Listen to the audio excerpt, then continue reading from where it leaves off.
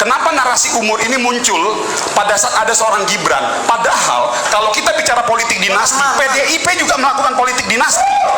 Hampir tidak ada partai manapun di Republik Indonesia ini tidak melakukan politik dinasti. Tapi kenapa narasi politik dinasti itu tidak muncul pada saat ada anak ketua umum berkeinginan menjadi calon presiden? Yang mendapatkan posisi itu dengan keringatnya, perjuangannya, pengorbanannya, sakitnya dan sebagainya. Pertanyaan anak gua, muda yang betul, anak muda yang hebat bukan pewaris, tapi perintis.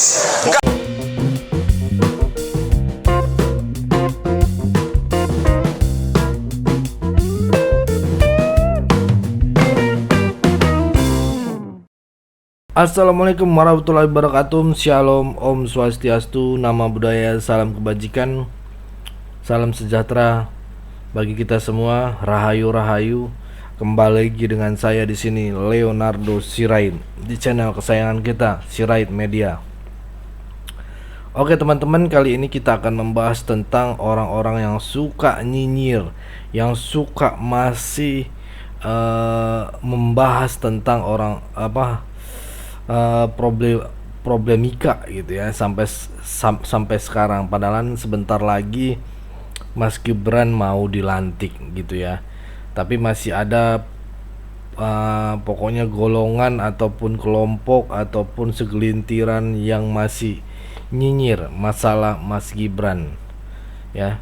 Coba deh didengerin statement atau argumen yang sangat menarik dari Bung Mamat, politisi Golkar ini. Langsung aja kita lihat videonya. 3 bulan yang lalu pada saat muncul nama Gibran, gue orang yang paling kaget. Ya gue harus apa adanya loh gue ngomong. Gue orang yang paling kaget. Kenapa Gibran? Kan dia masih muda gitu. Akhirnya ketua umum gue bilang gini, Man, Pak Erlangga, lo renungin dengan jernih, insya Allah pasti nanti lo ketemu jawaban positifnya. Akhirnya gue merenung begini. Gue kebetulan gue bukan siapa-siapa. Gue berangkat dari seorang aktivis, sama kayak Bang Adian, kita ini sama. Tapi gue waktu itu mengambil keputusan untuk tidak terjun ke politik. Gue masuk ke dunia profesional. Gue pernah melewati 3 kali proses seleksi naik jabatan di posisi gue sebagai engineer di dunia migas. Yang terakhir, gue mau dipromosiin jadi manajer di usia gue yang waktu itu belum 30 tahun. Iya, terus? Ini gue mau cerita dulu. Akhirnya durasi nih Bang. Oh iya, nah ini kan hubungannya sama pilpres apa? Ini gue mau cerita. Nah, akhirnya gue nggak dijadiin manajer karena gue dianggap usia gue belum mumpuni. Jadi positioning seseorang itu dilihat dari faktor usia, tapi bukan dari faktor kesempatan yang mau diberikan. Nah, ini terjadi pada seorang Gibran yang pernah gue lalui. Yang kedua, pada saat tahun 2019, gue terpilih lagi yang kedua kali di DPR. Gue mau dijadiin pimpinan Komisi 7. Kembali lagi bahasanya, oh Maman tuh terlalu muda. Akhirnya gue nggak dijadiin pimpinan Komisi 7. Lalu tahun 2021 gue diberikan kesempatan menjadi pimpinan Komisi 7 dan alhamdulillah sampai hari ini gue perform. Poinnya yang mau gue bilang apa yang terjadi pada hari ini kepada seorang Gibran itu adalah sebuah reaksi alami yang hari ini memang faktanya kita harus sadar sebagai anak muda, mayoritas mereka yang di atas umur-umur 40 tahun itu masih melihat sebelah mata kompetensi anak muda. Pada saat anak muda itu ingin diberikan kesempatan naik pada suatu promosi jabatan, sering sekali responnya, udah siap, udah cukup umur, oh udah bisa nggak sih itu anak, mampu nggak? Artinya apa? Ini yang tadi gue berpikir bahwa gue punya adik-adik. Gue punya adik-adik gue yang aktif di kampus. Gue punya adik-adik yang memang dia berkarir di dunia birokrasi, berkarir di dunia profesionalisme. Gue sampaikan, inilah kesempatannya. Kebetulan hari ini ada seorang Gibran yang notabene dia adalah anak presiden. Itu kebetulan ya?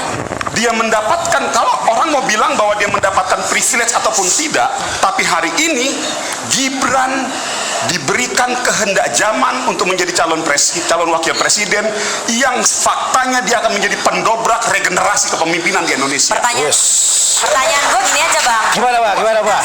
selesai. Belum selesai, Pak. Belum selesai, Pak. Kedua, gue mau bilang begini. Artinya biar tuntas ini perdebatan Gibran.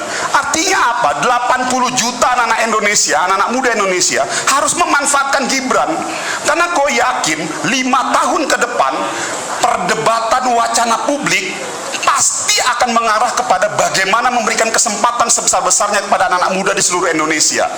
Batasan umur untuk mengisi sebuah jenjang-jenjang karir tidak akan lagi akan dijadikan sebagai penghambat.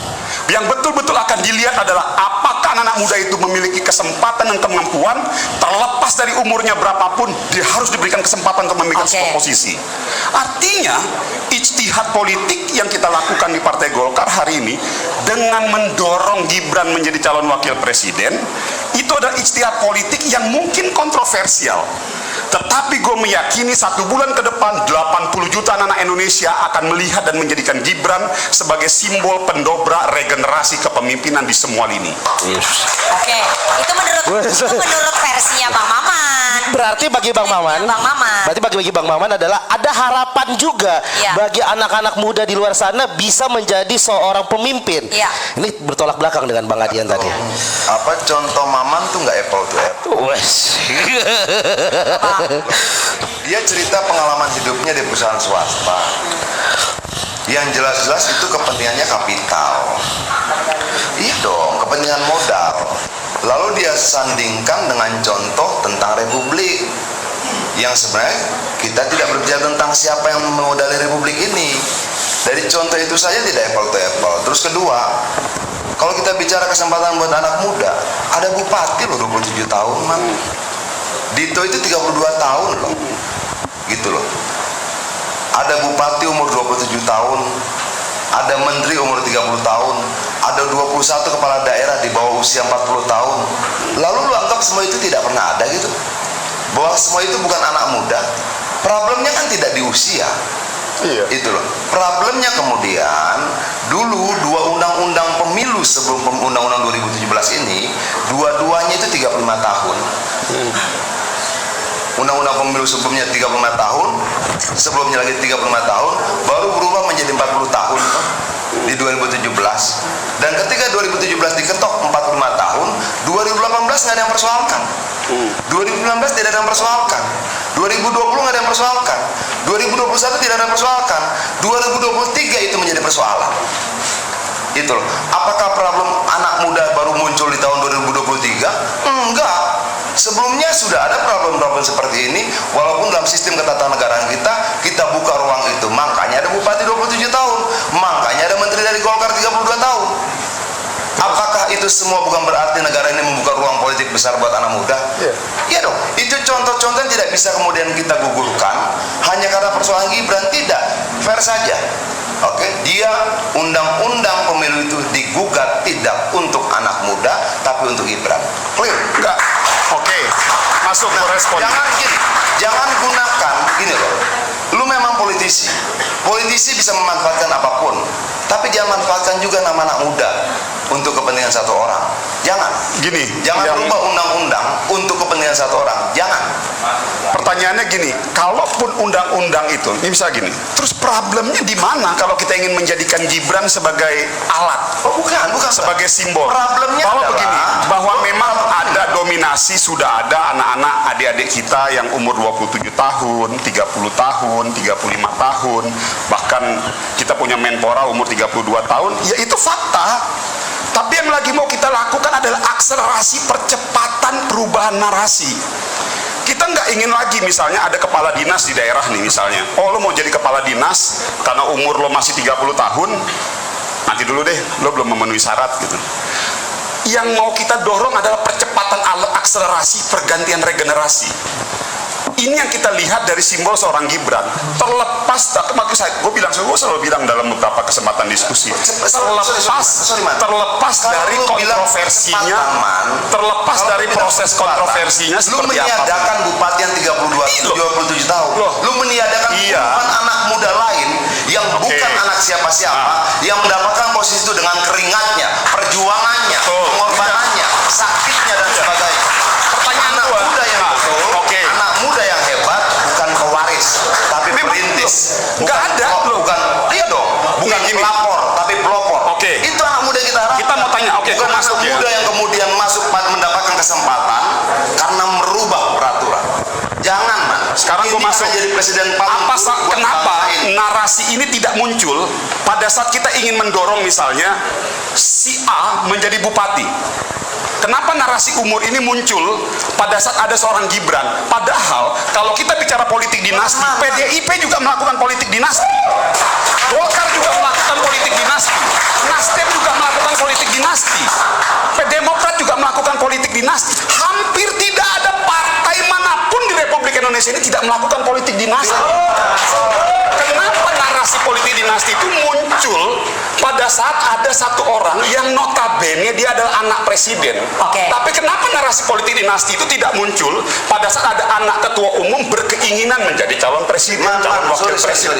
Poinnya adalah bahwa dalam setiap situasi tentunya ada pro dan kontra. Tapi bagi kita Partai Golkar ingin melihat ada hope dan kesempatan ruang yang besar yang ingin kita jadikan seorang Gibran sebagai simbol pendobrak regenerasi itu. Nah, jadi di debat tadi kita bisa menyimpulkan bahwa betul kata Bang Maman. Beliau mengakui partai beliau sendiri pun dinasti. Kalau masalah undang-undang, masalah peraturan itu 280 juta masyarakat Indonesia yang bisa menilai dan itu sudah terbukti gitu ya. Masyarakat Indonesia memilih Pak Prabowo dan Mas Gibran. Jadi hati-hati untuk para elit politik yang ingin atau mencoba menggagalkan atau membatalkan pelantikan Mas Gibran gitu ya. Itu secara tidak langsung juga mencederai hasil keputusan rakyat Indonesia ya, Pak, paling nggak mayoritas rakyat Indonesia gitu ya. Itu ya teman-teman. Oke, cukup segitu dulu teman-teman. Berikan tanggapan kalian di kolom komentar. Yang udah nonton video ini sampai habis, jangan lupa klik tombol subscribe. Yang belum subscribe channel ini, ayo kita terus menyuarakan suara rakyat jelata. Pesan saya, pokoknya tetap jaga persatuan Indonesia, jangan mau dipecah belah, jangan mau diadu domba. Karena NKRI harga mati. Saya Leonardo Sirait, mohon undur diri. Bye bye.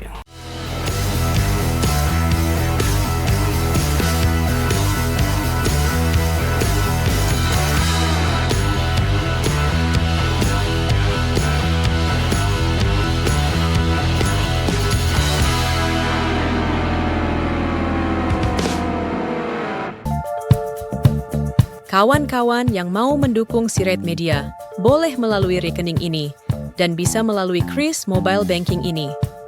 Dengan cara scan barcode Kris ini, di mobile banking, kawan-kawan.